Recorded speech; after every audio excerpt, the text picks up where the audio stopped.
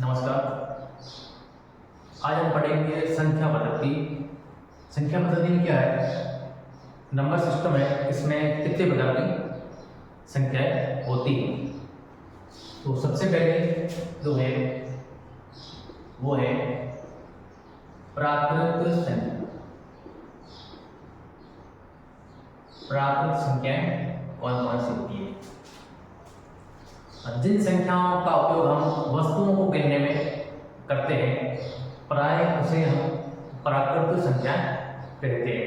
और प्राकृत संख्या होती है वो एक से स्टार्ट होती है, एक से लेकर अनंत तक जितनी भी संख्या होती है वे सब प्राकृत संख्याएं होती है। अब इसमें जो है एक से स्टार्ट होती है और फिर अनंत तक होती है। इनको हम प्राकृत संख्याएं कहेंगे। और इनका जो समूह होता है उसको हम कैपिटल एन से व्यक्त करते हैं। प्राकृत संख्याओं के समूह को कैपिटल एन से व्यक्त करते हैं। और उसके बाद जो दूसरी संख्या है वो है पूर्ण संख्या।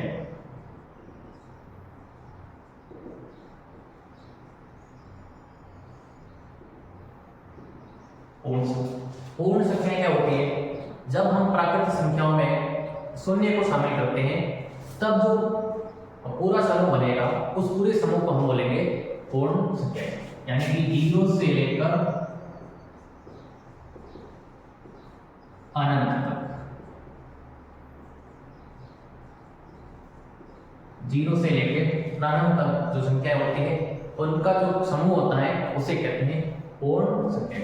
और पूर्ण संख्या को जो है वो कैपिटल W से व्यक्त करते हैं। यानी कि सबसे छोटी जो संख्या होती है पूर्ण संख्या वो 0 होती है, उसके बाद 1, 3, 4 और फिर ये अनंत तक चलती रहती है। यानी कि जितनी अनंत सारी संख्या होती है उन सभी संख्याओं के समूह को पूर्ण संख्या कहते हैं। तीसरी टाइप की संख्या होती है उसे हम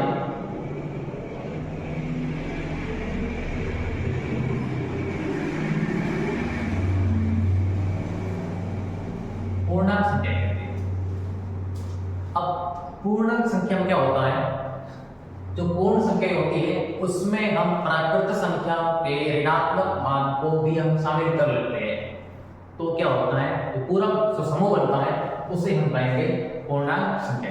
यानी एक प्रकार से हम ये कह सकते हैं कि माइनस अनंत से लेकर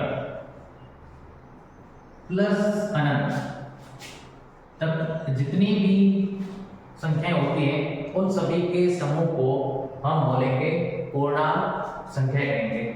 तो अब इसी जो है कैपिटल Z से व्यक्त किया जाता है। पूर्णांक संख्याओं के समूह को कैपिटल Z से व्यक्त किया जाता है। अब इसमें जो संख्या है वो आएगी माइनस इनफाइनाइट से जो सभी संख्याएं होती हैं -1 और फिर 0 फिर प्लस में स्टार्ट हो जाती है 1 2 3 ऐसे करके करके प्लस इनफाइनाइट यानी कि अनंत तक जो संख्या होती है उन सभी के समूह को हम पूर्णांक संख्या कहते हैं। अब इसमें ये जो है इधर वाले माइनस वाले मान इनको हम बोलेंगे ऋणात्मक पूर्णांक और 0 से बड़े उनको हम बोलेंगे धनात्मक पूर्णांक या धन पूर्णांक भी कहते हैं। और 0 होता है वो ना ही धन होता है और ना ही ऋण में शामिल होता है। अब इस प्रकार से ये 3 संख्या है। सबसे पहले वो है प्राकृत संख्या 1 से लेकर अनंत तक, और जिसमें प्राकृत संख्याओं के समूह को 0 से कैपिटल N से व्यक्त किया जाता है। और ये 1 से लेकर अनंत तक होती है।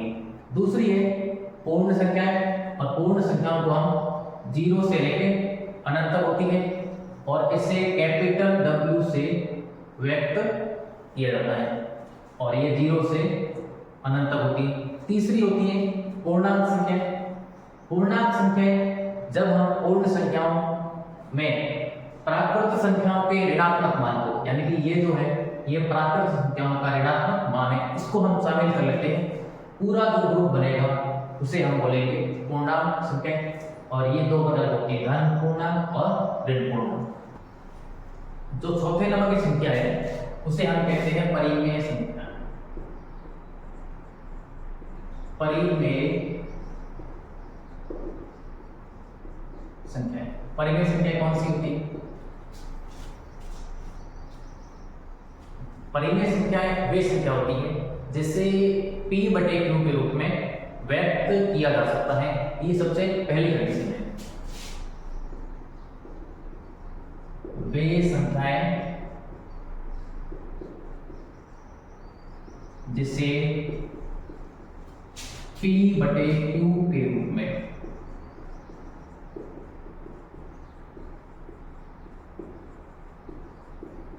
व्यक्त किया जा सकता। सबसे जो पहली कंडीशन है ये कि जिससे P बटे Q के रूप में व्यक्त किया जा सकता है, और जहां पे P व Q दोनों पूर्णांक, यानी कि परिमेय संख्या का अंश और हर दोनों है जो पूर्णांक संख्याओं से होने चाहिए, और तथा Q नॉट इक्वल 0। ये तीन शर्तें हैं। यदि इन तीन शर्तों को वो संख्या फॉलो कर रही है तो इसका मतलब कि वो संख्या जो है वो परिमेय संख्या है। अब इसमें P बटे Q के रूप में पहले बात। दूसरी बात है P और Q दोनों क्या होना चाहिए? पूर्णांक होना चाहिए। और तीसरी बात है Q नॉट इक्वल 0, यानी कि किसी भी परिमेय संख्या का जो हर है वो 0 नहीं होता है। ये जैसे कौन कौन सी होती है? 2/5। अब ये P बटा Q है और इसका जो अंश है वो 2 है और हर है वो 5 है, तो ये दोनों पूर्णांक है, इसका मतलब इसको हम P बटे Q। इसी प्रकार -2/5 ये भी क्या हो जाएगी? -2 ये भी पूर्णांक है और 5 है ये भी पूर्णांक है, इसका मतलब इसको P बटे Q में P और Q पूर्णांक है और Q नॉट इक्वल 0, यानी कि बटे के नीचे हर भी 0 नहीं है, तो इसे हम परिमेय संख्या कह सकते हैं। 0 भी एक परिमेय संख्या होती है जिसका हर 1 होता है, तो इसे हम परिमेय संख्या में शामिल करेंगे। और अंश और हर दोनों ऋणात्मक हो सकते हैं क्योंकि दोनों ऋणात्मक संख्याएं हैं जो पूर्णांक संख्या में आती है, तो ये भी हो जाएगा परिमेय संख्या। अब इस प्रकार काफी संख्याएं होती हैं। परिमेय संख्याओं के समूह को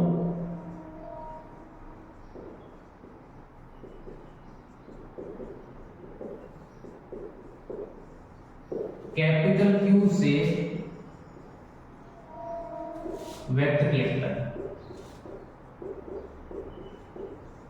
जो इनका समूह है, परिमेय संख्याओं के समूह को कैपिटल Q से व्यक्त किया जाता है। जिस प्रकार प्राकृत संख्याओं को कैपिटल N से, पूर्णांक संख्याओं को Z से, पूर्ण संख्याओं को W से, और इसी प्रकार परिमेय संख्या को जो है वो कैपिटल Q से व्यक्त किया जाता है।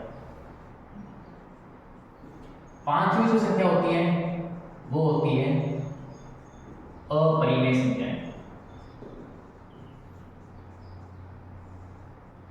अपरिमेय संख्याएं, तो अपरिमेय संख्या वही होगी वे संख्याएं जिसे P बटे Q के रूप में व्यक्त नहीं किया जा सकता। सबसे पहला ये वे संख्याएं जिसे P बटे Q के रूप में व्यक्त किया जाता है उसे तो परिमेय संख्या कहते हैं, और जिसे P बटे Q के रूप में व्यक्त नहीं किया जा सकता उसे कहते हैं अपरिमेय संख्याएं। वे संख्याएं जिसे P/Q के रूप में व्यक्त नहीं किया जा सकता।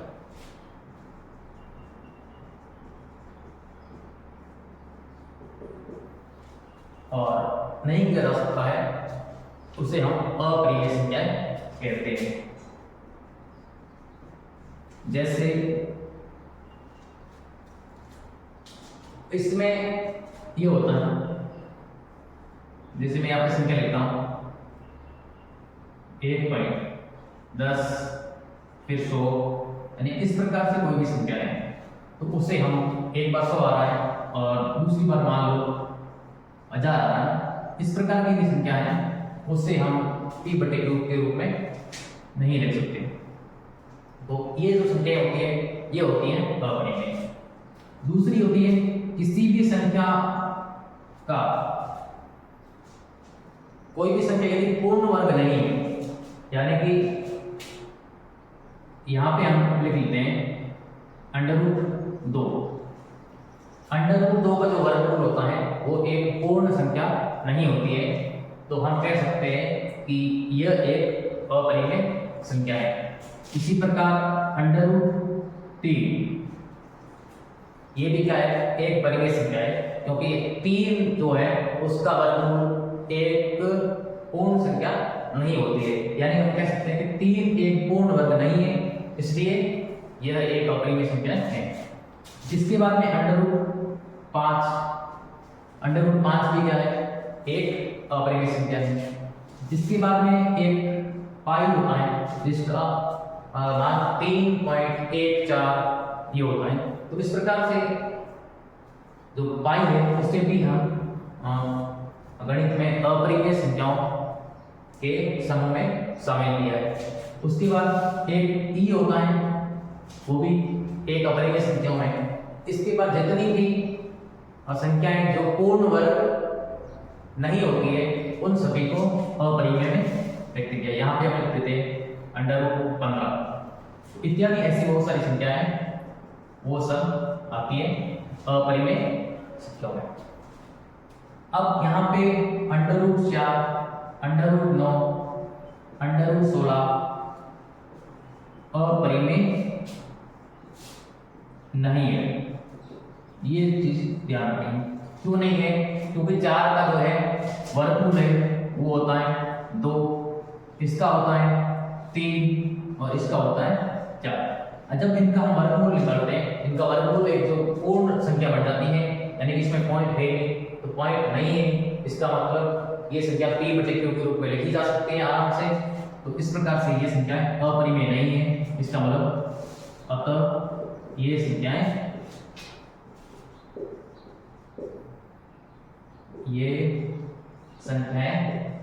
परिमेय।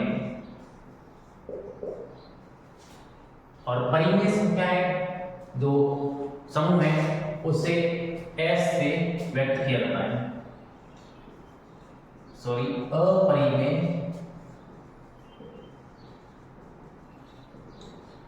संख्याओं के समूह को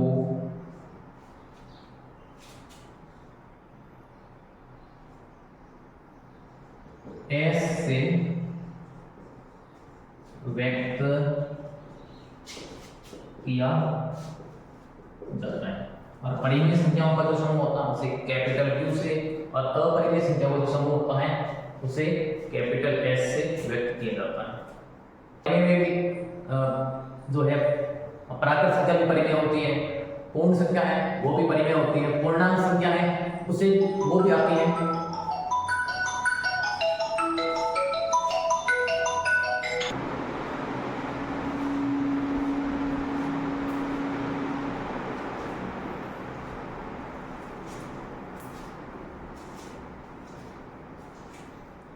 वास्तविक संख्याएं जो है वो परिमेय और अपरिमेय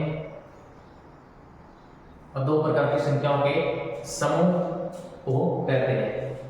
अब इसमें जो है वास्तविक संख्याओं में परिमेय और अपरिमेय, और परिमेय भी जैसे प्राकृत संख्या है वो भी परिमेय संख्या होती है, पूर्ण संख्या है वो भी परिमेय संख्या होती है, और उसके बाद में पूर्णांक संख्या है वो भी परिमेय संख्या कहलाती है, और फिर अपरिमेय और परिमेय दोनों मिलकर वास्तविक संख्याएं कहलाती है। अब वास्तविक संख्याएं जैसे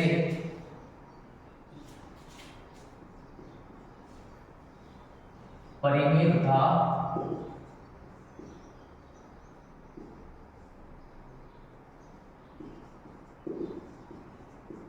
परिमेय संख्याएं तथा अपरिमेय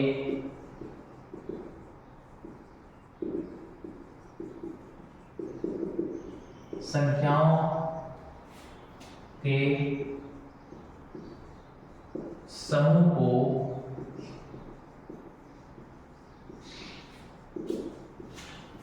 वास्तविक संख्याएं कहते हैं। अब इसमें जैसे कौन कौन सी हो सकती है, सभी प्राकृत संख्या है वो वास्तविक संख्या होती है, पूर्णांक संख्या में जीरो एक्स्ट्रा होता है, इसका मतलब जीरो भी है वो भी वास्तविक संख्या में आएगा। फिर पूर्णांक संख्याएं मान लो माइनस वाली संख्या है वो भी वास्तविक संख्या हो जाएगी। फिर परिमेय संख्याएं जैसे 3/5 है ये भी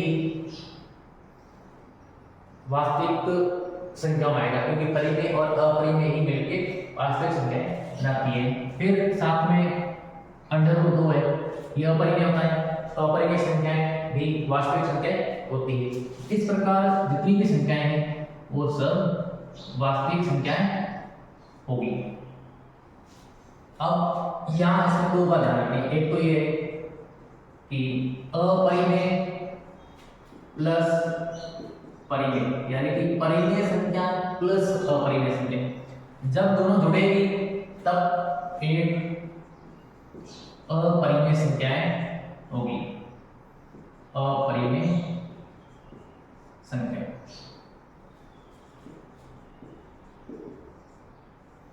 परिमेय और अपरिमेय को घटाव करोगे तो भी अपरिमेय संख्या मिलेगी, यानी कि परिमेय संख्या और अपरिमेय संख्याओं का घटाव भी हमेशा एक अपरिमेय संख्या होगा। इसके बाद देखिए इस प्रकार जैसे जोड़ के भी बना सकते हैं और घटा के भी बना सकते हैं, यानी कि परिमेय संख्या और अपरिमेय संख्या का जोड़, जैसे यहाँ पे 2 + √2 ये क्या है, ये एक परिमेय है, और ये क्या है, ये अपरिमेय है, और इस पूरे को हम क्या बोलेंगे, दोनों मिलकर एक अपरिमेय संख्याएं बनेगी। यानी कि जो पहला हमने लिखा है परिमेय प्लस अपरिमेय क्या होता है, अपरिमेय होता है। इसी प्रकार यदि हम सबट्रैक्शन कर लेते हैं परिमेय और ये अपरिमेय, और ये जो है इसका घटाव यानी 2 - √2 ये एक अपरिमेय संख्या होगी। वर्गमूल का श्रेणी आ गया, और उसके अंदर की जो संख्या है वो पूर्ण वर्ग नहीं है, तो इसका मतलब वो जो संख्या कंप्लीट है वो एक अपरिमेय संख्या होगी, और इसे हम वास्तविक संख्या भी कहेंगे, अपरिमेय भी कहेंगे और वास्तविक संख्या भी कहेंगे।